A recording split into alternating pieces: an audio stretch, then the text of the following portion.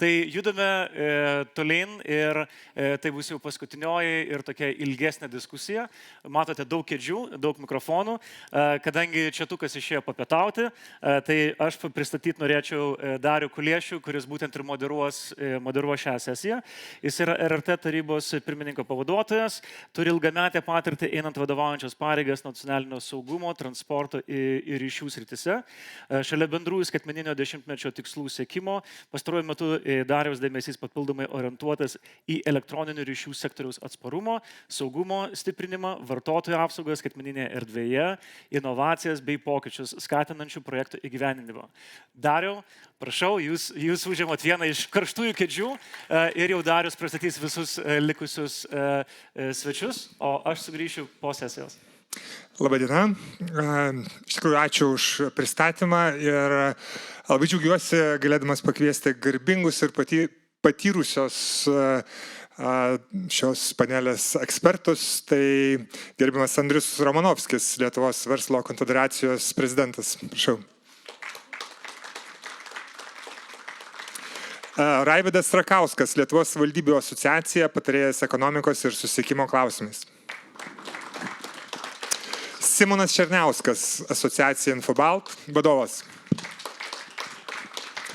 Arūnas Cijunaitis, ekonomikos ir inovacijų ministerija, skaitmeninės darbotvarkės departamento vyriausiasis patarėjas. Gytis Liaugminas, viešoji įstaiga plačiajuostis internetas, vadovas. Girdėjome iš prieš tai esančių prezentacijų, kad turime begalę iššūkių, bet visi kartu, tikiuosi, aktyviai ieškosime atsakymo, kaip sujungti žmonės, verslus ir valstybės. Tai šitos panelės diskusijai truputėlį noriu pristatyti konteksto apie Lietuvą, keletą faktų, keletą skaičių, kas nebuvo paminėta prieš tai buvusiose diskusijose. Tai skaitmeninės ekonomikos ir visuomenės indeksas DESI skaičiuoja, kad esame vidutiniokai Europos Sąjungoje. Skaitmeninių viešųjų paslaugų srityje Lietuvos rezultatai labai geri. Žmogiškasis kapitalas ir skaitmeninių technologijų integravimas yra ties Europos Sąjungos vidurkiu. Junglumas ryšiai atrodo prasčiau. Skaitmeninės plėtros tempas per pastaruosius 5 metus nebuvo toks spartus, koks galėjo būti. Prieš 10 metų Lietuva pirmavo visoje Europoje šviesolaidinio tinklo aprėptimi, tačiau pastaruosius 3 metų augimas sustojo ties 78% riba. 4G, 5G mobilaus ryšio technologijos aprėpia 98% šalies teritorijos ir pasiekia beveik 100% Lietuvos namų ūkių. Bet vis dėlto ryšių reguliavimo tarnyba sulaukė gyventojų ir verslo atstovų skundų dėl nepakankamos mobiliojo ryšio kokybės tam tikrose teritorijose. O kokybiškoms ryšio paslaugoms reikalingas 100 megabitų per sekundę internetas yra pasiekiamas 70% visų Lietuvos namų ūkių, tačiau kaimiškose vietovėse šis rodiklis siekia 23,5%. Eurostat duomenimis pagrindinius skaitmeninius įgūdžius Lietuvoje turi tik 53% Lietuvos gyventojų. O 65-74 metų amžiaus grupėje šis skaičius siekia 15%. Valstybė vidutiniškai per metus investuoja apie 10 milijonų eurų į šviesolaidinio tinklo plėtrą, kas yra tikrai maža suma lyginant su kitų infrastruktūrų sektorių finansavimu. Pagrindiniai privatus operatoriai per metus investuoja vidutiniškai po 20 milijonų eurų. Tačiau siekiant gigabitinio ryšio visiems iki 30 metų tikriausiai reikia investuoti bent 10 kartų daugiau. Tai investicijos į skaitmeninę infrastruktūrą girdėjome, jog atsiperka.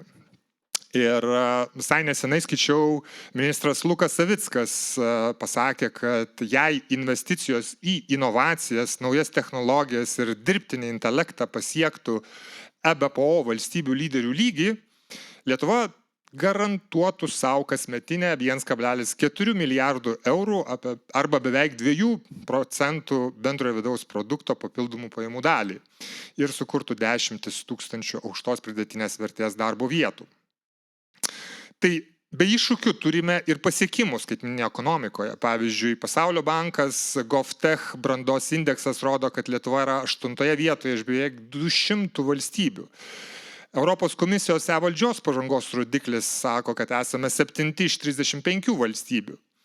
Tai lemia daugiau kaip 90% Lietuvos paslaugų skaitmenizavimas ir prieinamumas internetu. Vilnius, viena iš Lietuvos savivaldybių, yra magnetas startupams, tech talentams pritraukiantis tarptautinius verslus. Lietuva aukštai vertinama Pasaulio banko Easy of Doing Business kategorijoje, esame ryškus cyber security centras. Taigi, siekiant skaitmeninio dešimtmečio ir gigabitinės visuomenės tikslų, mums reikia 4 dalykų. Išvystytos infrastruktūros, talentų, žinių ir skatinančios aplinkos. Tai ką turime, ko mums trūksta ir kaip turėtume judėti pirmin, diskutuosime visi kartu. Norėčiau pradėti nuo gal platesnio klausimo ir įsivertinti, kokie yra Lietuvos konkurenciniai pranašumai šiame skaitmeninėme dešimtmetyje. Tai klausiu galbūt perspektyvos iš verslo pusės ir Simonai, galėtumėte atsakyti? Jo, tai sveiki visi ir čia aš manau, kad dar jau pakankamai neblogai irgi paminėjai tuos kelis mūsų tiek išskirtinumus, tiek tuos tam tikrus turbūt iššūkius. Tai kaip šalis mes esam nedideli ir mes taip pat esam tikrai sudėtingam geopolitiniam lauke. Ir šitoj vietoj, norint būti sėkmingiem ir norint išsiskirti, norint turėti konkurencinį pranašumą, tai turbūt, vėlgi, atsižvelgiant į tai, kad mes esam ryšių reguliavimo tarnybos organizuojame renginyje, tai kalbant apie patį reguliavimą, prieš pietus buvusioje sesijoje Eglė, man atrodo, neblogai irgi nubrėžė visą tą perspektyvą. Tai šitoj vietoje mums labai svarbu būti reikliem, bet taip pat labai draugiškiams verslui. Ir šitoje vietoje, kiek įmanoma, dabar vėlgi, čia kalbam daugiausiai apie ryšį, bet toliau esminiai klausimai, ką mes to ryšių darom, tai tas pats dirbtinis intelektas, kitos aplikacijos. Tai labai svarbu šitoje vietoje neužsireguliuoti papildomai pernelyg nacionaliniam lygmenyje. Nes tada verslui tiek ir vietinių, tiek ir potencialiem investuotojams operuoti tokiose jurisdikcijose tampa labai sunku, nes tau reikia vietoj to Europos vieningos rinkos, tu turi dar atspindėti tą vietinę ekosistemą ir vietinę perspektyvą. Tai reguliavimas. Toliau yra pati ta verslo aplinka, kur jeigu tai paimsi, turbūt čia, aišku, Andrius galės daugiau turbūt pasakyti, bet pati ta verslo aplinka Lietuvoje yra pakankamai yra gera, bet vėl mes matom tam tikrų rizikų ir matom tam tikrų negerų pavyzdžių. Tai vėlgi, iš vienos pusės mes suinteresuoti investuotojų pritraukimu, mes taip pat kalbam apie tą verslo įgalimą. Iš kitos pusės mes šitoj srityje turim tuos tokius pavyzdžius, kaip, pavyzdžiui, infrastruktūra, duomenų centrų, kur mes labai aiškiai dabartinė įstatyminė bazė sako, kad verslas dalyvauti viešojo sektoriaus duomenų infrastruktūros sprendimuose negali. Dėl to, kad šita tema yra alokuota vienam žaidėjui, vienai akciniai bendroviai, valstybės valdomai ir pelno siekiančiai telecentrų. Ir šito vietoje aš labai tikiuosi, dabar yra ta diskusija, kuri vyksta ir vyriausybės lygmenyje, tai ekonomikos ministerija dalyvauja, taip pat susisiekimo ministerija dalyvauja, kitos tam tikros institucijos, bet irgi mes matom, kad tą dalyką irgi mums reikia turbūt išsispręsti, nes kitaip šiek tiek keista. Praeitą savaitę buvo ekonominės diplomatijos tarybos užsienio reikalų ministerijos susitikimas ir vienoje skaidrėje aš matau Agilos, gerbiamos viceministrės ekonomikos ministerijos tą tikslą pritraukti, vieną iš pagrindinių tikslų pritraukti duomenų centrus. Iš kitos pusės mes pasakom, kad duomenų centrų biznis turi apsiriboti tik tai tą verslu, negali eiti į viešo sektoriaus duomenys. Ir aš pats irgi, kadangi tą patirtį turėjęs ir tuose globaliuose tiekėjuose, aš žinau, kaip jie sprendimus priiminėja. Ir jų tas vienas ir pagrindinių klausimų, tai kokia čia jūsų rinka. Šiaip rinka yra maža. O dar jeigu iš tos rinkos mes išpjaunam visiškai viešą sektorių, tai lieka tik tai verslas. Ir tada dar pridėjus geopolitinę aplinką, kitus dalykus mes pakankamai sudėtingi. Tai čia toks gal šiek tiek ilga ta istorija, bet tai tam tikrų tų blokerių, tų apribojimų nuėmimas. Taip pat kitas dalykas, ir čia gal aš remiuosi į konferenciją, kurį jau buvau šiandien anksčiau, fintechų dabar vyksta didelis tikrai Nordic Baltic fintechų savaitė, dienos. Ir fintechai tam tikrą prasme irgi yra istorija turbūt tos Lietuvos sėkmės, vėl ten įvairių tų spalvų yra, mes galim rasti blogų pavyzdžių, bet iš principo fintechų pritraukimas ir Lietuvos tapimas tuo fintechų hubu nuo nulio iki ES lyderio įvyko. Ir vyko kodėl? Iš esmės, vėlgi reiklaus, bet tuo pačiu draugiško verslui ir taip pat labai greito reguliatoriaus dėka. Tai praktiškai buvo ten asmuo ar asmenys, kurie labai tiesiogiai dirbo to klausimu, mes dabar matom, tą policy šiek tiek keičiasi, atitinkamai šiek tiek ir klimatas jau kitoks. Bet tai galbūt irgi yra vienas pavyzdys, kur Lietuva atrodytų, kokios ten mes galimybės turėjom tapti tuo fintechų hubu, praktiškai arti nulio, konkuruodami su dideliais žaidėjais, bet tapom. Tai vėlgi čia pavyzdys, kad kartais norėdamas tu gali tą dalyką padaryti. Tai toliau dar vienas aspektas, ir labai teisingai paminėjau talentus, tai kadangi mes, vėl, kai tu klausai užsienio investuotojų, kodėl jūs čia einate į Lietuvą ir kas čia yra geriausias dalykas? Atsakymas yra talentai. Kūrybiški, labai teisingo mentaliteto, alkani, gerąja prasme, žmonės. Tuo pačiu, kai tu klausai apie apribojimus, taip pat dažniausiai atsakymas yra, kad talentai, nes tiesiog rinka per maža ir atitinkamai mums jų reikia. Tai šitoje vietoje yra visa eilė tų momentų. Mes, aišku, turime augdyti savo talentus, mes turime investuoti švietimą, kitus dalykus, bet taip pat labai svarbu ir pritraukti mums talentus, tarptautinius, tiek universitetus, tiek jau į verslus. Ir čia mes dėja ne visada turime nuoseklę migracijos politiką, mes kartais pasikviečiam ir paskui pradedame abejoti, čia teisingai, neteisingai. Tie kvietimai, taip pat mes dabar vyksta irgi tikrai visi matom turbūt, kas vyksta viena vyriausybės irgi tų iniciatyvų mokesčių peržiūros, kuri potencialiai irgi gali labai įtakoti mūsų tą ekosistemą. Tai kitaip tariant, ypatingai aš kalbu apie tą pajamų mokesčio papildomų progresyvinį elementą, kuris labai smarkiai įtakoja tuos talentus, tuos žmonės, kurie yra čia ir kurie mūsų klauso, ir tie, kurie iš esmės kuria tą aukštą pridėtinę vertę. Tai šitoj vietoje irgi tas suvaldymas tų rizikų ir vis tik tai konkurencingumo išlaikymas, atskaičiau, kritinis dalykas. Dar gal porą tokių dalykų paminint, tai mes nemažai kalbėjom apie energetiką kaip tokią, irgi čia buvo kalbama, kad tai yra viena iš esminių prielaidų. Ir šito vietoje mums tam tikras išskirtinumas, kad mes turim labai gerą balansą tą žalios energijos. Ir tikrai daliai investuotojų tas dalykas, arba verslus kūrinčių vietinių žaidėjų, tas dalykas yra tikrai labai svarbus ir mes tą tikrai galime išnaudoti kaip tam tikrą konkurencinį pranašumą. Tai ko gero, jo, čia galbūt dar vienas toks paskutinis aspektas yra tos investicijos į naujus dalykus, progresyvius dalykus, tai vėlgi tas pats, kalbant dirbtinį intelektą, dabar inovacijų agentūros vystomas dirbtinio intelekto sandboxas, kuris irgi gali būti tikrai toks papildomas įgalintojas, šiek tiek buvo minėta irgi to dirbtinio intelekto gamyklos, tai tokio tipo investicijos irgi jos gali tikrai padaryti tam tikrą proveržį ir visiškai paskutinis dalykas - tarptautiškumas. Eglė tą paminėjo, labai teisingai, mes per mažai šitoje vietoje žaisti vieni, mes turim labai gerų pavyzdžių, jeigu pamenat Kopenhagą, mūsų bendrą konferenciją, panašu ta idėja vystosi ir Nordic Baltic, tas AI hubas, tampa jau tokiu realistiškesniu dalyku. Tai šitoje vietoje yra labai kritinis dalykas. Ačiū labai. Konkurencingumas, taip holistinė, plati, svarbi tema. Andriau, jūsų taipogi norėčiau panašaus klausimo klausti, pratęsiant šią temą. Kokias jūs išskirtumėte Lietuvos vėlgi ir elektroninių ryšių, ir skaitmeninių paslaugų konkurencinės stiprybės ir galbūt prie to ir pagrindinius iššūkius? Konkurencija. 3 operatoriai yra daug pakankamai, tai tu gali gauti konkurencinės paslaugas ir verslui ir gyventojams. Antras dalykas yra pakankamai geras prieimas prie sprendimų priėmėjų, ar tai būtų reguliatorius, ar tai būtų vyriausybės. Tas biurokratinis, bet kuriuo atveju atstumas iki sprendimų priėmėjų yra nedidelis. Ir tas yra gerai, reiškia, tu gali ateiti, kelti problemas ir su jom kalbėtis. Ar tai būtų investuotojas, ar tai jau veikiantis. Tikriausiai antras dalykas. Iki šiol vis dar esanti, manau, plius minus nebloga mokestinė aplinka. Vis dar, pavyzdžiui, pelno mokesčio reguliavimas pas mus yra patraukliausias užsienio investuotojams regione.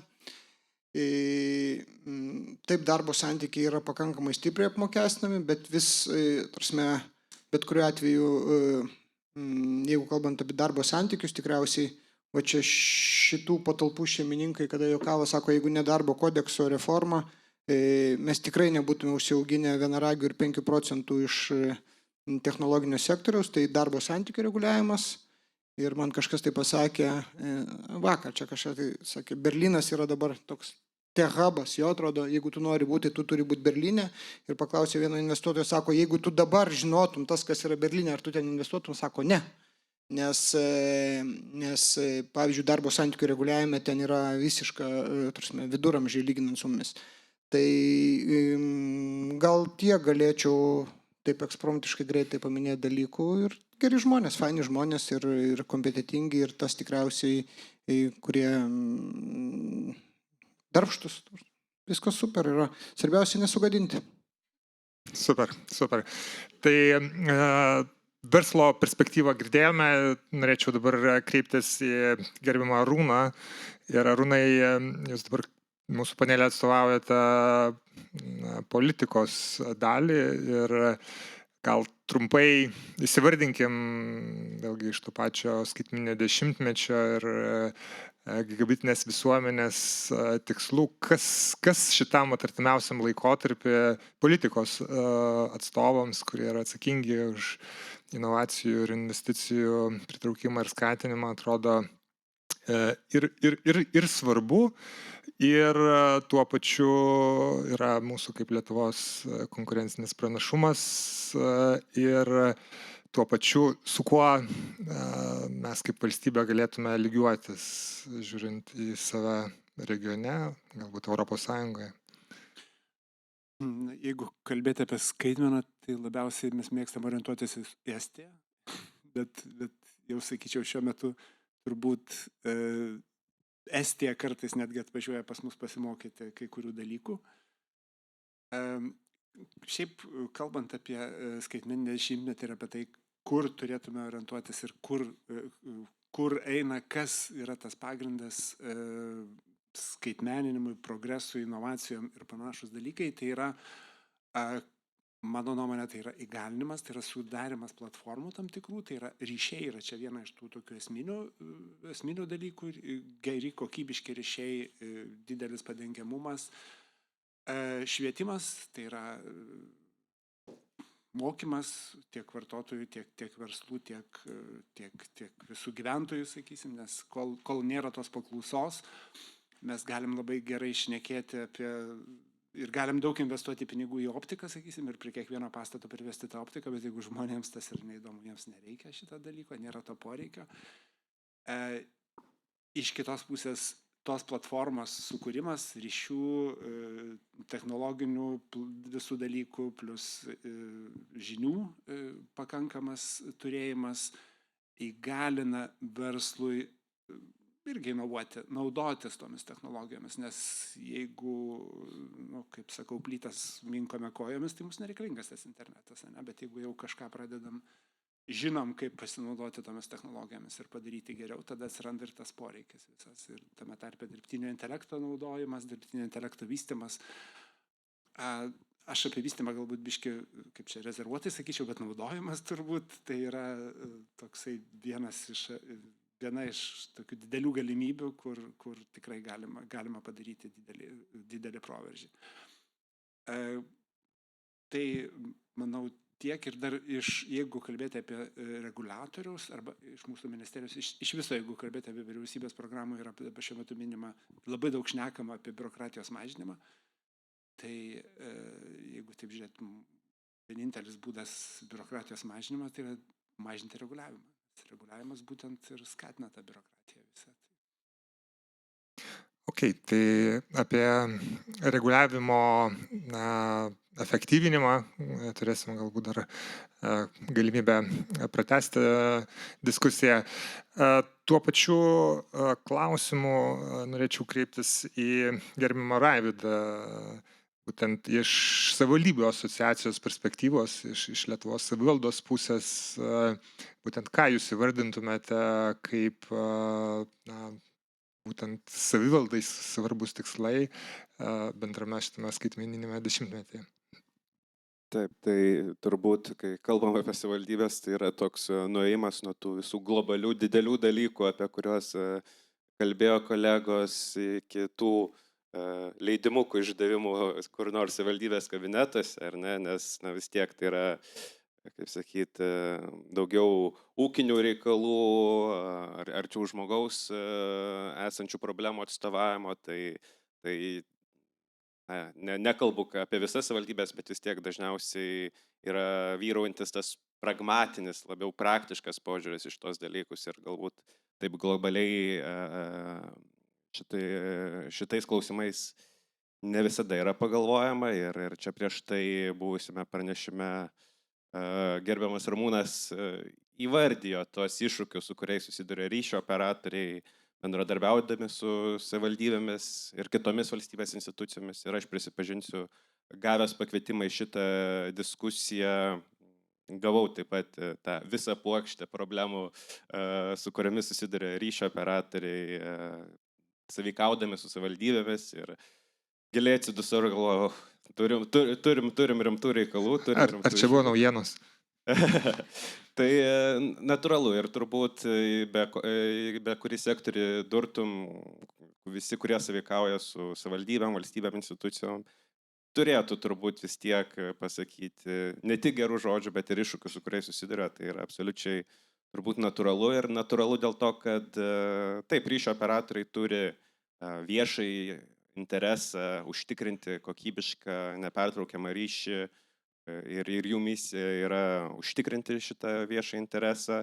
Savivaldybės, jos balansuoja tarp daugelio įvairių interesų, tame tarpe, aišku, leidimų išdavimo forma egzistuoja ir ryšio užtikrinimas, bet taip pat turime ir gyventojų pozicijų atstovavimą, ar ne, ir poreikį turėti vizualiai švarę aplinką ir apsaugoti savo viešuosius pastatus nuo intervencijų, kurie gali iš tikrųjų ar tariamai mažinti jų vertę, apsunkinti jų priežiūrą ir panašiai.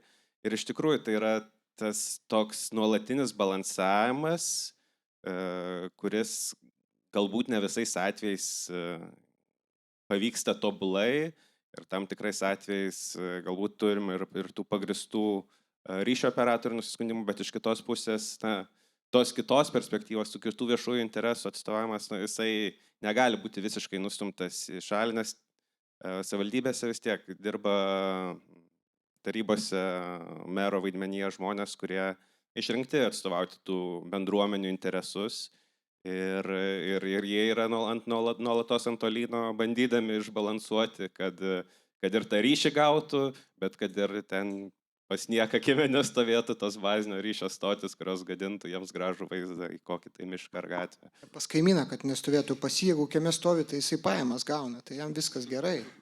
Aš asmeniškai iš tikrųjų buvau nustebintas, kada prieš tai girdėjome prezentaciją, jog įstatymai galioja, investicijų ir noro statyti yra labai daug, o realiai pavyzdžių buvo minėta yra tik tai keletas, kur konkrečios sutartys pasirašytos. Tai aš manau, tai, kad mes visi kartu esame įsipareigoję bendradarbiauti ir viens kitą supažindiname su šitais iššūkiais vis labiau ir labiau, tai irgi bus kelias judėti į priekį. Gyti, tai va dabar tie iššūkiai, apie kuriuos girdėjome ir apie kuriuos kalbame, jums puikiai žinomi, kadangi dirbate visoje Lietuvoje, plačiuosis internetas daug laiko skamba kaip sėkmės istorija, kaip mes užtikrinome kokybišką ryšį nutolusiose vietovėse, bet tie 78% kaip sustojo, taip sustojo. Tai truputį pasidalinkite ir kiek kiek jūs esate svarbus mūsų visai skaitmeninės infrastruktūros ekosistemai ir ką toliau daryti, kad nestovėtume. Dėkui. Tai aš dabar iš karto prisiminiau tokią, mūsų įstaiga buvo įsteigta 2005 metais ir pirmas skaidrės su situacija ir aplamai, kodėl mes tokie atsiradom. 2005 metais pusę megabito kaimiškose vietovėse galėjo gauti 2 procentai gyventojų. Buvo toks skaičius, kuris visus apstulbino ir tuomet visi akivaizdžiai pamatė, kad ir Lietuva yra nevienoda, Lietuvos teritorijos labai stipriai skiriasi dėl savo tankumo, dėl reikalingų investicijų pastatyti tinklus. Ir jeigu operatoriai pakankamai sparčiai viską darė miestuose, šiek tiek rajonų centruose, bet kas viskas yra toliau, tai nebuvo nieko. Ir netgi artimiausių planų nebuvo. Tai daugiau kaip pusę kaimiškųjų seniūnijų iš vis nebuvo prijungta jokių šviesolaidžių, tai buvo tik tai per varinės linijas, kur iš viso yra 2 megabitai, paskui sugebėdavo sutankinti 2 po 2 ir viskas. Tai yra ir balsų, ir internetų, ir viskam. Tai tuo atveju buvo identifikuota ta problema ir įsteigta mūsų įstaiga ir mes pradėjom po truputėlį tą daiktą vystyti. Tai pirmas buvo iššūkis, pirmoji strategija. Tai ne dabar juokas sukelia, kai mes bandėm parašyti strategiją, kad visi turi turėti pusę megabito, 512, tai iš mūsų visi juokėsi, šaipėsi, 144, tai tikrai visiems per akis yra. Tai dabar tokių diskusijų nėra. Kita vertus, viena iš didžiųjų pačių problemų buvo, kad kai mes tik tai pradėjom statyti ir kažkur tai eiti, o kam to reikia? Iš vis niekam to nereikėjo. Bet kurią kaimišką seniūniją nuvažiuoji, jie ten šaiposi ir važiuok iš tenais, mums to dalyko iš vis nereikia. Gal dabar tą paralelę su 5G, kai klausia, ar to Tai aš reikia? nenorėčiau to pasakyti, bet iš principo šiai dienai situacija yra kardinaliai pasikeitus. Šiai dienai situacija yra kardinaliai pasikeitus ir mes turim tą praktiką su tuo. Aš jau nešneku, ką mes anksčiau pastatėm, bet dabar iš to, ką mes statom, tai mes nespėjom dar pastatyti, nespėjom priduoti, jau operatoriai ima, mūsų klientai ir operatoriai, jie galinės paslaugos teikia, jau operatoriai ima ir mūsų tinklas yra kraunasi nežmoniškų tempų, nespėjom jungti paslaugų. Ypatingai viską, ką anksčiau pastatėm. Tai šitoje vietoje ta problema išspręsta. Pati problema, kuri tuomet egzistavo, tai yra to pelningumo investicijų atsiperkamumo. Jeigu jinai egzistavo ir operatoriai nenorėdavo, tai mūsų vaidmuo buvo kažką tai pastatyti, kažkiek tai prieiti infrastruktūros, kad toliau jau statytų operatoriai. Iš esmės mes statydavom taip, tą vadinamą backhaul tinklą iki operatoriaus kažkokios bazinės stoties arba fiksuoto ryšio stoties ir jau paskutinė mylė jūs ten patys darykite, mes šitas objektus pasiekėm. Aišku, mes paeidami su tom linijom, mes pasiekėm praktiškai pagrindinius objektus valstybei priklausančius, seniūnijas, mokyklas, viskas, kas per šalį buvo, mes susirinkdavom ir prieidavom iki jų, bet vėlgi mes tų paslaugų neturim ir davėm operatoriams. Tvarkoj, operatoriai tai vietoje investuodavo. Mūsų investicijos mes matėm akivaizdžiai, kad mes tik tai pastatėm liniją, operatoriai stato bazinės stotis ir viskas labai puikiai ėjo iki tam tikro lygio, nes operatoriams jau apsimokėjo. Tai yra verslo modelis atsirasdavo. Tai šiai dienai aš galiu pasakyti, kad 5G kaimiškose vietovėse tai yra daugiau kaip 1800 bazinių stočių yra per mūsų tinklą. Daugiau kaip fiksuotų ryšio stočių yra per mūsų tinklą, tai praktiškai visa Lietuva, visas kaimas, kaimiškos vietovės, tokios vietovės yra jau taip pajungtos. Kas dar beliko prijungti valstybei padedant? Tai yra, dabar jungiam iš vieno projekto apie 150 bazinių stočių, mes dar pabandėme vertinti, kas dar Lietuvoje yra likę, jeigu taip viską sužiūrėt, ateičiai dar koks 100. Viskas. Šitoje vietoje mes tam tikrą etapą, kuris buvo backhaul tinklo statymui, mes jau kaip ir pabaigėm, jau viskas. Mes prieinam iki paskutinės mylios. Kaip prieinam iki paskutinės mylios, kurios operatoriai vėlgi atskirose vietose nenori statyti, tiesiog neapsimoka statyti tų investicijų, mes prieinam prie labai spūdingų pinigų. Kiek tam reikėtų skirti pinigų? Kaip ir minėjot, valstybė gali prisidėti iki šio laiko maždaug 10 milijonų per metus. Tai yra suma, kurios tuo metu kaip ir pakako varyti, nes operatoriai automatiškai 2-3 kartus daugiau disidėdavo. Dabar, kai mes prieinam prie paskutinės mylios, kaip mes įsivaizduojame? Idealus atvejis, visi Lietuvoje fiksuoti objektai sujungti su optika ir visur viskas padengta 5G ir 100, vienu žodžiu pasaka. Grubiai tariant, mes apvertėm apie 3 milijardai. Pasižiūrėjom tą minimumą kokį, pačius svarbiausius objektus su fiziniam linijom, nes vis tiek ta linijų statyba yra brangi, visą kitą su bevėliu. 300 milijonų. Tai yra natūralu, kad ir 300 negerai, ir 3 milijardai negerai. Yra kažkas tai kažkur per viduriuką, tai yra labai didelė pinigų suma.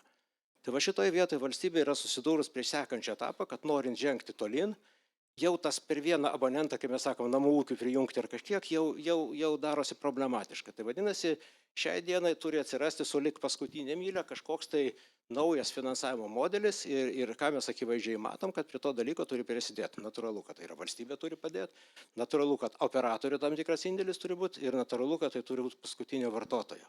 Šiai dienai, kai mes pamėginom socialinius ekonominius objektus pradėjom jungti, mes matom vieną, aš tikrai matau tokią įdingą praktiką, kai socialiniai ekonominiai objektai paskutinis vienas iš projektų, kur reikia jų daug prijungti.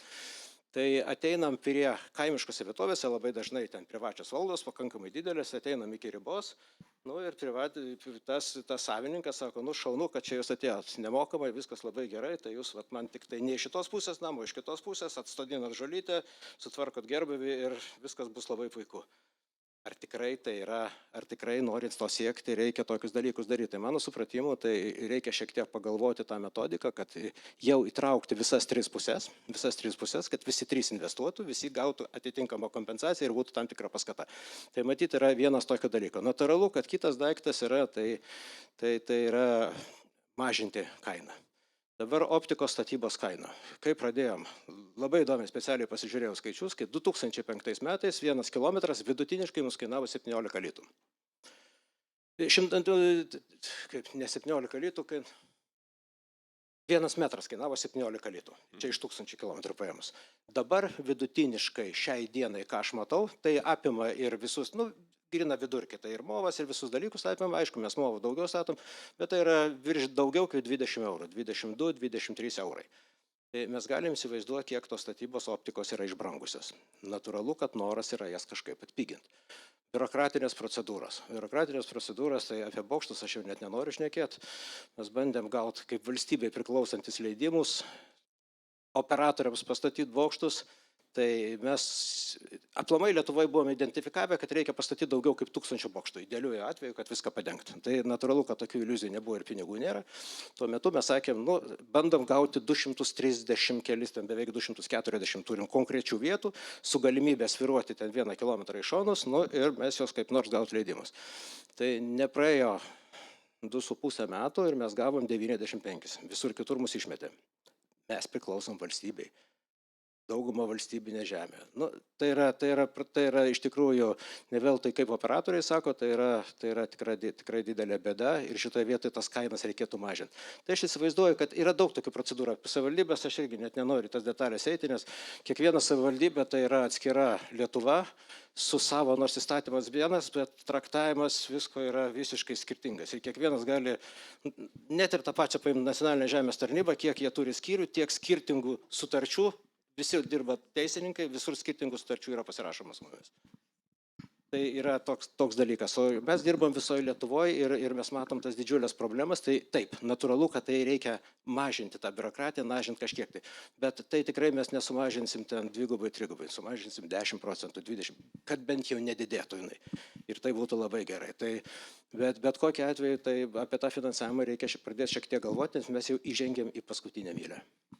Tai tiek. Tai tie du dalykai iš jūsų pasisakymo, paskutinė mylė ir finansavimas ir investicijos galbūt yra būtent kryptis, kur mes toliau turime pratęsti savo diskusiją. Ir jūs, Gytė, kalbėjote apie poreikį investicijoms skaičiuojant vieną technologiją, tai būtent... Ne, tikrai ne. Mes šiuo atveju kaip yra, mes skaičiuojant 2 technologijas. Įsivaizduoju, kad palidovinis ryšys tai yra absoliuti alternatyva, galbūt ten kokiems 5% paskutiniams likusiems galiu garantuoti, kad pasirodys tokia kaina per vieną objektą 100 000, kad net kalbos nebus. Šiuo atveju mes skaičiuojame, tai yra mobilus, tai yra 5G miksas su optika. Kai yra 3 milijardai, tai yra optika plus mobilus visur, kitur kraštas yra daugumoje yra 5G ir ten tik tai, kur jau labai būtinai reikia tiems objektams, tas jau optika. Gerai, tai svarbus patikslinimas. Tai dabar tie prioritetai, nes vėlgi iš prieš tai buvusių pristatymų girdėjome, kad skaitmeninė ekonomikai pirmas sluoksnis, pirmas pamatas yra infrastruktūra.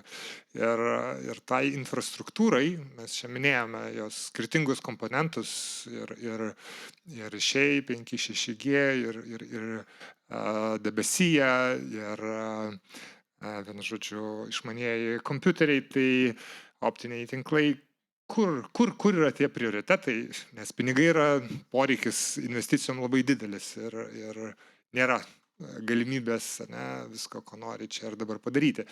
Tai vėlgi tas Lietuvos fokusas, Lietuvos prioritetas, kalbant apie artimiausius 5 metus, kur turėtų būti jūsų nuomonė pirmiausia nukreiptas, tai vėlgi tada klausiu jūsų, Simonai. Tai jo, faktas, kad mūsų resursai riboti yra, tai šitoje vietoje yra tam tikri tikslai, kuriuos mes turim pasiekti, kuriuos nusistatėm ir ieškoti turim pačių tų, sakyčiau, efektyviausių būdų. Tai ir vėl kartais, dėja, bet mes nesam labai efektyvūs. Yra visai eilė pavyzdžių, manau, tie pats minėtis duomenų centrai, kur mes matom, kad su visa pagarba, bet ne visada valstybė pastato efektyviausiai ir tada atitinkamai net tie kaštai, kurie gula jau patiems vartotojams, taip pat viešo sektoriaus beje, ten įvairiom darželiams, gimdymo namams ir panašiai, irgi gali labai infliuoti šitą vietą. Tai aš sakyčiau, kad jo, mums reikia labai preciziškai nusistatytas rytis ir atitinkamai labai jas efektyviai. Bet konkrečiai įvardinti galėtume taip 1, 2, 3 kaip taip? Į technologinę prasme, kur mums reikia dabar kaip Lietuvai investuoti? Kur būtų prioritetas?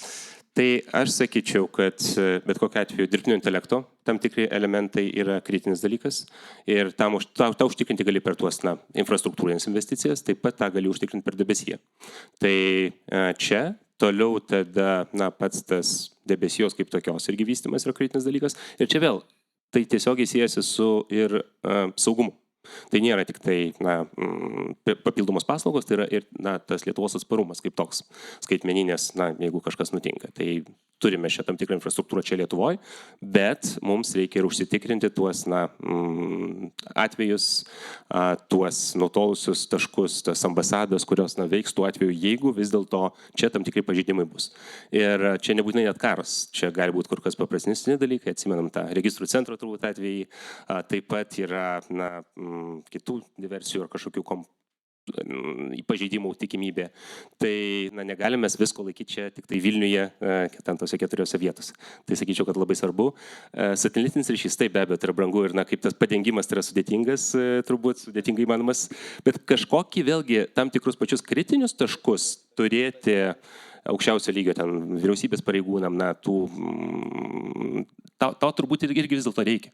Nes dabar kalbam, kas būtų, jeigu čia koks nors Starlinkas būtų atjungtas, bet kiek mes to Starlinko ar alternatyvų iš viso čia turim Lietuvoje, turbūt minimaliai labai.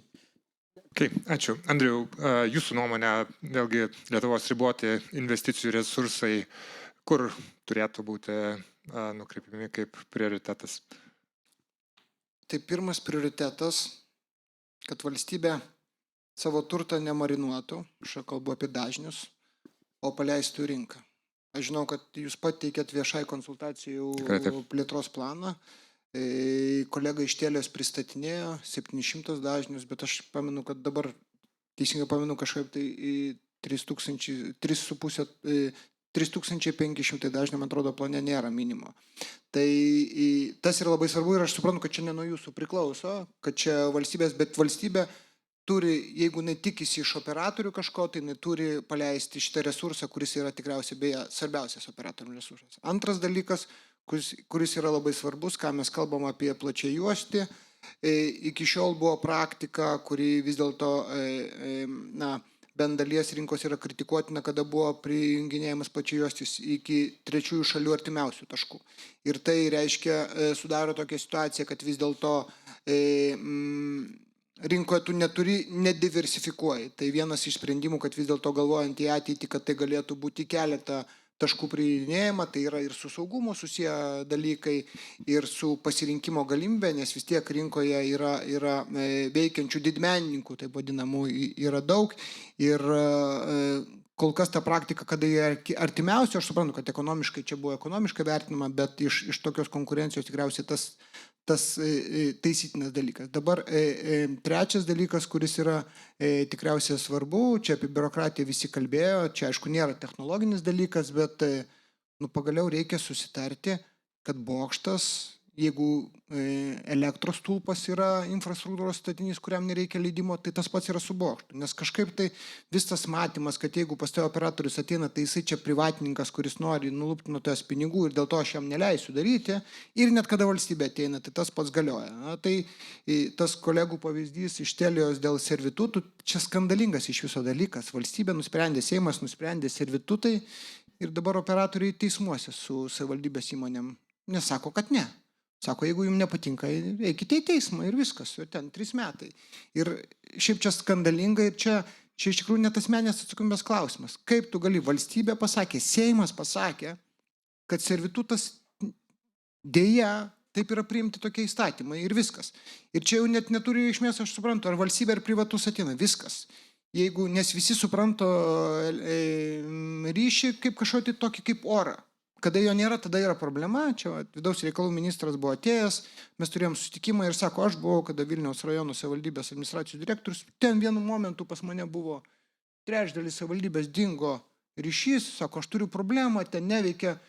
Ir tada pagalvoju, bet kada savivaldybė ateini prašyti leidimo, tai leidimas 12 mėnesių. Čia iš viso čia yra, tarsi, mums reikia pasiekti šitų dalykų. Dabar dar keletą minčių aš čia buvau užsirašęs. Keliai. Čia visi teltoniką prisimena, tai kodėl negalima bokšto statyti kelio apsaugos zonai? Kodėl negalima? Reikia pakeisti, aš suprantu, bet jeigu čia yra, tau yra svarbus dalykas ir tu nori 1 gigabitą pasiekti, tai tu turi užkurti tą variklį, kad jisai judėtų ir leidimai tai yra vienas iš tų dalykų. Ką aš dar čia buvau pasižymėjęs, gal iš technologinių tikriausiai tokie svarbiausi dalykai. Dar vienas dalykas. Čia irgi kolega iš Telijos rodė. Klausimas, kodėl kiekvienai dažnių juostai yra nustatomas skirtingas reikalavimas? Kodėl nėra žiūrima pagal tai, kad tikslas yra valstybės koks, kad vartotojas gautų tam tikrą greitį, jo. Su kokia tu dažnių juosta, ar tu su 700, ar su 3,5 tūkstančio, ar su 2100 tu pasieksi, kodėl yra skirtingi reikalavimai, kodėl aš negaliu rasti technologinių sprendimų, kur valstybė yra svarbiausia, kaip Petriukas ir Onutė gauna galutiniam ryšį kokį greitį. Mes dabar tos išmėtome, tada kiekvienas sako, aš su šitą juostą negaliu daryti, nes man RRT nustatė tokius reikalavimus panašiai. Tai tikriausiai tas pakeitimas mąstymo technologinis, kad tu žiūri, ką galutinis vartotojas gauna ir pati pabaiga, jūs sakėte apie tos paskutinės mylės, tikriausiai reikia pripažinti, kad jeigu tu nusprendi gyventi laukuose vienas, turėti ten sodybą, tu už tai turi susimokėti. Čia yra tokia kaina ir negali valstybė ir visuomenė, neturi pareigos tau to padaryti. Jeigu tu nusprendai, tai yra tam tikra, gal galima pasakyti čia, sakys, regioninė politika reikia visiems, bet tai yra skatinimas, kad taip žmonės vis dėlto judėtų ir ten, kur yra geresnė paslaugų prieinamumas. Aš suprantu, seniūnijų centrai, ten miesteliai panašiai, bet nėra tokios pareigos, nes bendrai Lietuva apskritai yra, netgi santykėje su Europą pas mus vis dar daug žmonių gyvena kaimiškose vietovėse, kas parodo mūsų tam tikrą, kaip čia, nenoriu sakyti atsilikimo požymį, bet tai yra. Tai gal čia tokie pamąstymai. Ir pamąstymai, ir klausimai tuo pačiu. Tai ir iš reguliavimo pusės, tai gerbiamas Andriau, mes irgi juos kėlėm ir paskutinė konsultacija būtent apibendrina visas dažnių juostas ir nustato kokybės reikalavimus ir padengimo reikalavimus būtent taip, kaip jūs klausimus keliat, ne atskirom juostom, bet būtent konkretiem tikslam. Bet aš noriu pratęsti, ką jūs paminėjote ir klausti, Arūnai, jūsų, būtent kalbant apie ribotas investicijas į mums reikalingą infrastruktūrą, koks turėtų būti santykis žiūrint iš valstybės ir privataus sektoriaus pusės? Ar, taip kaip minėjo Andrius, jog valstybė skiria resursus, kurie yra pagrindiniai operatoriams reikalingi dažniai, ir toliau už to resurso įveiklinimą ir infrastruktūros pastatymą, visa atsakomybė ir investicijos iš privačios kaip sakant, pusės. Tai koks tas turėtų būti sveikas, teisingas ir tikslus atitinkantis santykis tarp viešo ir privataus sektoriaus prisidėjimo vystant skaitmeninę 10-mečio infrastruktūrą? Čia biškiai klausimas ne visai ekonomikos ministerija, čia susisiekimo ministerijos klausimas. Galbūt, gal perėmėm, bet kol kas neperėmėm tą klausimą. Šiaip, jeigu iš mano, sakysim, čia aš galiu savo asmeninę turbūt nuomonę pasakyti, tai turbūt reikėtų iš valstybės pusės, tai yra padaryti tuos tokius kertinius taškus, į kertinius taškus atvesti reikalingą infrastruktūrą, padaryti paslaugų teikimo infrastruktūrą, o toliau jau teisingai, toliau jau klausimas yra, kaip ten iki tos paskutinės mylės.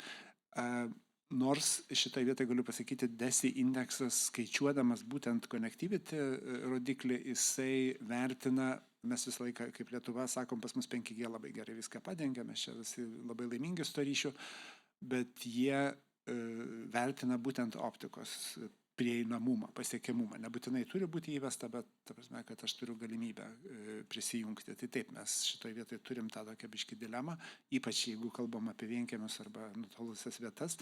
Iš kitos pusės čia irgi mes tokių, kaip čia, asmeninių, sakysim, pastebėjimų yra, kad elektrą mes turim praktiškai visuose sodybose ir dabar daug kur vyksta elektros tinklų renovacija, kiša po žemę tos kabelius. Labai logiška būtų tuo pačiu ir daryti kitas investicijas ryšio. Ir čia irgi viskas aišku, kad yra vėl 2 skirtingos ministerijos ir 2 skirtingi finansavimo šaltiniai, laikotarpiai, pinigų prieinamumas ir visa kita planavimas. Čia toks gana sudėtingas tarp institucinis bendravimas. Bet ar išsprendžiamas? Taip, tai jau matom, ar išsprendžiamas? Ar išsprendžiamas, kaip čia, jeigu atsiras labai energingų žmonių, kurie gaus tikrai palaikymą, manau, kad išsprendžiamas, bet matom, tas institucinis bendradarbiavimas yra visą laiką problema. Tame tarpe, mes čia matom ir iš savivaldybių, ir iš kitų pranešimų analogiškas problemas, kad maža to, kad yra liktai sutarta, liktai viskas padaryta, bet atsiranda visokių kliūčių. Ir mes esam susidūrę ne vieną kartą su šituo klausimu. Tas pats duomenų centrų, sakysim, dabartinis klausimas yra vienas iš tų tarp institucinių nesusikalbėjimų. Raivydai, dabar tas paskutinės mylios klausimas ir nutolusios kaimiškose vietovėse kokybiško ryšio užtikrinimas yra gerų pavyzdžių. Žinome Lazdijų savivaldybės pavyzdį, kuomet, vėlgi buvo pasirinkimas, ar žmonės tiesiog iš savo atlyginimo finansuoja ryšio nebuvimą, ar prie to gali prisidėti savivaldybė. Ir atskiruose pavyzdžiuose, atskiruose atvejuose technologijų pasirinkimas egzistuoja ir jeigu ten bokšto nėra, šviesolaidžio nėra, yra galimybė tiesiog įsijungti palidovinį ryšį. Tai ar matote, diskutuojate savivaldybių asociacijos rate, kad savivalda irgi gali būti tas partneris prisidedantis prie regionų infrastruktūros plėtros ir prie tos plėtros finansavimo? Galvojau, kaip suvesite atgal klausimą į kitų žemiškų savivaldybės reikalų. Geras klausimas. Iš tikrųjų, kaip girdisi, kad pirmas žingsnis yra lūkestis savivaldybėms, kad jos bent jau netrukdytų ir sklandžiau padėtų suderinti tuos leidimus ar servitutus ant savo pastatų. Tai žinoma, nereikia apsiriboti ties to ir savivaldybės gali vaidinti didesnį vaidmenį, nes, kaip sakyti, regioninė atskirtis, tam tikrose regionuose vyraujanti socialinė atskirtis, tai apima, žinoma, ne tik ten pasiekiamumą darbo vietų, socialinių paslaugų, bet lygiai taip pat ir ryšio paslaugų. Ir čia priklausomai nuo savivaldybių specifikos, nes vėlgi teisingai buvo paminėta, kad savivaldybės yra labai įvairios ir jose situacija yra labai įvairi. Kai kur absoliučiai gali visus poreikius patenkinti rinką ir savivaldybei užtenka netrukdyti, ar ne? O yra tokių savivaldybių, kur, taip, gali tekti įsikišti ir ir savivaldybės institucijoms, kad tos atskirties nebūtų, kad tie poreikiai būtų patenkinti. Ir tokiais atvejais, žinoma, galima galvoti ir apie savivaldybių prisidėjimą, bet kaip visada mes grįžtam prie tų pačių klausimų, kad savivaldybių biudžetai yra labai riboti, savarankiškumas susirinkti finansavimo šaltinius yra labai ribotas, lūkesčiai, poreikiai, atsakomybės yra labai dideli ir tada mes einame prie prioritetų klausimo ir ar prioritetas yra atvesti kokybišką kelią į kitos vietos, ar užtikrinti kokybišką ryšį savivaldybės pinigais į kitos vietos. Tai jau yra tie sunkus pasirinkimai pasaulyje, kur viską galima vienu metu padaryti, imam darom, bet čia jau yra konkrečiai priklausomai nuo savivaldybių situacijos ir jų finansinių galimybių. Tai čia negalim suformuoti vienos bendros savivaldybių pozicijos, kad imam darom, bet labai priklauso nuo konteksto. Okay. Bet atskirais atvejais, žinokit, ir ryšių reguliavimo tarnyba gali patarti, padėti kaštus naudas suskaičiuoti, investicinę grąžą ir kitus panašius dalykus ir tada išsirinkti ar žvyrkelis, ar skaitmeninė infrastruktūra, kur didesnė pridėtinė vertė. Ir manau, tai būtų iš tikrųjų geras kriterijus vertinant, kurioje vietoje. Aš tik labai noriu trumpai sureaguoti, jūs apie Lazdijus kalbėjote, tai čia ta istorija, kai prieš 3 metus, man atrodo, Lazdijai kalbėjo, kad nebuvo ryšio, man atrodo, per migrantų krizę, per hibridinę ataką. Tai tuo metu Seimas pakeitė įstatymą, sako, viskas super, yra tų bokštų valstybės, čia kolega minėjo FSATO, kiti bokštų, leiskime ant jų kabinti. Tai aš jums pasakysiu, Seimas praeitų metų rudenį dar patikslino vieną įstatymą, kad tikrai galėtų ten būti tikrinama įranga ir atspėkite, ar iki šiol tas klausimas išjudėjo. Ne, neišjudėjo iki šiol. Andriau, aš pataisysiu, kad teisinė prasme jisai išjudėjus ir sutvarkytas, dabar reikalingas įgyvendinimas. Ne, jisai teisinė bet tai jisai teisinė prasme neišjudėjo, nes niekas Lietuvos Respublikoje negali patvirtinti, kad 3 operatorių, kurie atitinka nacionalinio saugumo reikalavimus ir kurių įranga yra sertifikuota RRT, kad atitinka nacionalinio saugumo reikalavimus, išduoti jam pažymą, kad jie galėtų ant FSATO bokštų užkabinti, nes vyriausybės teisininkai rašo, čia reikia 3 įstatymus keis panašiai ir vėl viskas yra strigę. Andriau, man atrodo, galim susėsti ir šitą iššūkį išspręsti kartu su vidaus reikalų ministerija, operatoriais ir mums moderuojant ryšių reguliavimo tarnybai.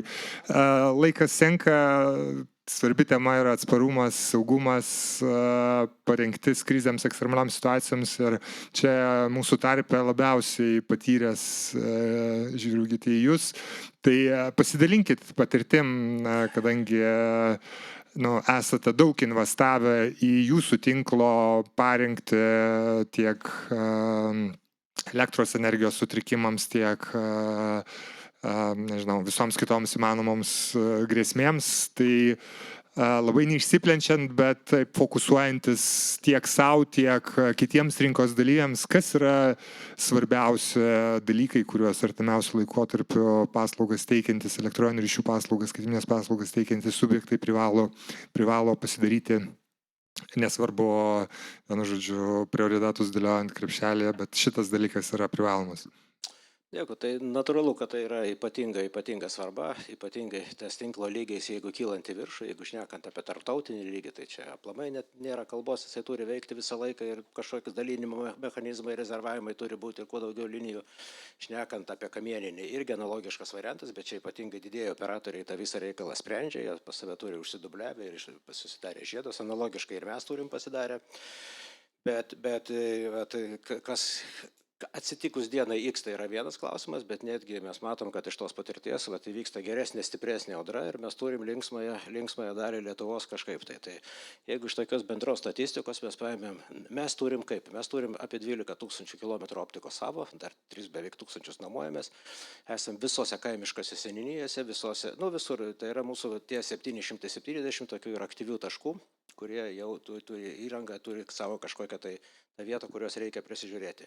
Tai per šitos taškus vidutiniškai per metus elektra dingsta nuo 1100 iki 1400 kartų. Per visus šitos dingsta elektra. Tai dabar iš tos elektros dingimo, vidutinis elektros dingimo laikotarpis yra daugiau kaip 10 valandų. Čia vidurkis, mes sudėjom visas valandas, padalinam iš tų kartų, čia 4 metų statistika, kas yra.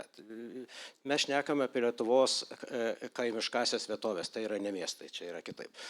Dabar kas pas mus virsta gedimais? Pas mus gedimais virsta maždaug 9 procentai jų virsta gedimais. Iš tų visų 91 akumuliatoriai, kadangi mes turim visur yra 4 valandom akumuliatoriai ir paskui yra brigados, mes sumoju su mūsų rangovais yra maždaug 40 generatorių, kurios galim vežioti laikui pagal poreikį. Ir mūsų vidutinis gedimo trukmė ten yra 4,5 valandos kažkur. Tai yra bendra tokia statistika. Viskas būtų liktai gražu. Kai nėra didelės audros, viską užgesinam. Kita vertus, tie 9 procentai, tai negalima sakyti, kad jie visi virto gedimo, todėl kad virto gedimo, kad negalėjom nieko padaryti. Jeigu mes matom, kad ta visa gyvenvietė visa išjungta, susiskambinam su mobiliu operatoriu, jisai išjungtas, tai ką mums nuvažiuoti vieniems birzginti tą generatorių, po 4 valandų vis tiek tai nieks neveikia. Tai yra tokias atvejais, kai ir nevažiuojam, bet audros atveju Lietuva susiduria su labai didelė problema, todėl kad tie tiekėjai, kurie vežioja generatorius, jau yra ribotas kiekis Lietuvoje ir kai pas mus sustoja, tai sustoja ir pas visus. Ir tuomet, kai pas mus stovi 100 taškų, pas visus operatorius dar stovi po 100 taškų. Ir kas tokia atveju ir tuomet tos pačios kelios kompanijos, taip, visi mes turime savo resursus. Mūsų net oficiniai darbuotojai sėda į mašinas ir visiems yra instrukcijos apmokytos ir važiuoja krauti ten tuos mazgus, kuriuos reikia. Visus tuos, kurie Lietuvoje rinkoje yra, tai tuomet jiems yra aukso dienose, renkasi, kas daugiau sumokės. Ir prasideda toks dalykas. Tai toj vietoje yra labai krizinis dalykas. Tai vienareikšmiškai, ką mes esam pasidarę savo tinkle, ir aš manau, kad operatoriai bent jau didėjai tikrai pasidarė, tai visi pagrindiniai mazgai, mūsų 72 esame identifikavę, kurie ten turi didesnės įtakas, tai mes visur generatorius. Mes turim jau generatorių šalia akumuliatorių, pasistatę 61 stacionarų didelį generatorių, kuris yra sukūrų 24 valandom, tai yra visos kaimiškos savivaldybės. Tai savivaldybės elektrą įsijungia, mūsų generatorius burzgia. Gyti, truputį taupydamas laiką, peršoksiu mintise, nes iš to, ką pasakoja Ukraina, būtent elektra yra numeris 1 prioritetas, numeris 2 prioritetas yra resursai ir reikalingi, nežinau, pakeičiamumai technikos, kuri gali būti ar tai tyčia, ar tai netyčia sugedusi. Tai vat kaip į šitą prioritetą ir šitą iššūkį jūs, nežinau. Sakykime taip, šiai dienai apie pakeičiamumą, apie kažką tai savo tinklui, kiek tai yra, mes rūpinamės patys, mes turim tą, kažkokią tai atsargą protingą, turim susidėję, bet tas dalykas yra pakankamai riboto laikotarpį. Jeigu sustotų visas tiekimas viskas, mes kokį mėnesį laiko galėtume, paskui jau klientų nebejungtume, gedimus pradėtume prioritizuoti ir kažką tai tokio dalyko daryti. Bet sutinkate, kad tai yra vėlgi būtina priemonė ruošiantis krizėms? Net ir tas pats labai primityviai šnekant kūras. Tvarkoju, mes to kūro... Bet dabar įvardinot, Gyti, mėnesį laiko pakanka būtent tokiam terminui planuoti savo mano supratimo taip, jeigu tai yra rezervus. Jeigu tai yra normalių tokių paprastų laikotarpių, tai yra viskas tvarkoja, jokių problemų nėra, nauji atvažiuos. Bet jeigu atsitinka tas, kas atitiko Ukrainoje ar kažkas tai tokio, tai natūralu, kad to nėra. Natūralu, kad to nėra ir visi operatoriai turėtų pagalvoti. Kita vertus, aš labai pritariu dar Telijos pasakojimui, kad įvykus kažkam tai tokio užtikrinti visko mes tikrai negalėsim, nei mes, nei jie. Mes turim susistatyti tą, ką mes darom. Ačiū labai. Ir mūsų laikas pasibaigęs. Noriu po vieną sakinį visų klausti. Tai koks svarbiausias dalykas, jungiant verslus, žmonės ir valstybės, būtent šitame kontekste mūsų debatų ir šios dienos konferencijos, kuris, jūsų nuomonė būtų kaip žemiausiai kabantis vaisius, kurį rytoj atėję į darbą galim imti ir skinti. Aš nežinau, kalbėjimas ir įsiklausimas, tikriausiai 2 dalykai, o dėl visų kitų dalykų galima susitarti. Jeigu yra kalbėjimas ir įsiklausimas, greita reakcija, mes visus kitus dalykus turime. Tai čia, manau, kad tiek. Ačiū labai. Raivydai, kaip jums atrodo? Čia šalia antras toks patabolys skambėjo, tai aš jį irgi nuskinsiu. Iš tikrųjų, pirma mintis, kuri šauna, be bendradarbiavimo nieko nebus. Iš tikrųjų, ir tas tarp privataus sektoriaus ir viešo sektoriaus kalbėjimasis kartais būna įtemptas, kartais baigėsi teismuose, bet aš tikiu, kad didžiąją dalimi atveju galima nemažai tų problemų išspręsti tiesiog kalbantis ir suprantant vienas kito perspektyvą ir ieškant tų bendrų sąlyčio taškų. Ačiū labai. Jo, tai bendradarbiavimas ir planavimas. Tai taip pat paminėtas kelis kartus, kad neužtenka tik tai dabar pakalbėti ir išsiskirstyti iki kitos konferencijos, bet susidėlioti sekančius planus. Ja, planavimas ir planavimo gyvenimas.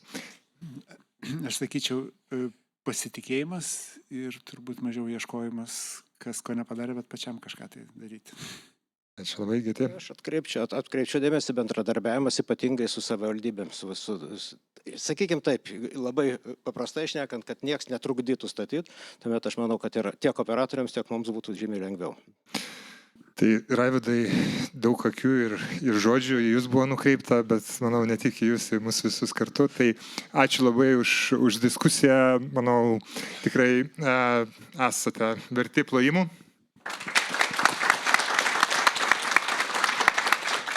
Aš tokį trumpą vieno sakinio apibendrinimą, kad Lietuvos stiprybės ir galimybės yra saugios, patikimos, grėsmėms atsparios ryšių infrastruktūros vystyme, inovacijų dėgyme, investicijas skatinančioje reguliacinėje politinėje aplinkoje, išmintingame, kaip minėjome, europinių, nacionalinių, privačių lėšų investavime.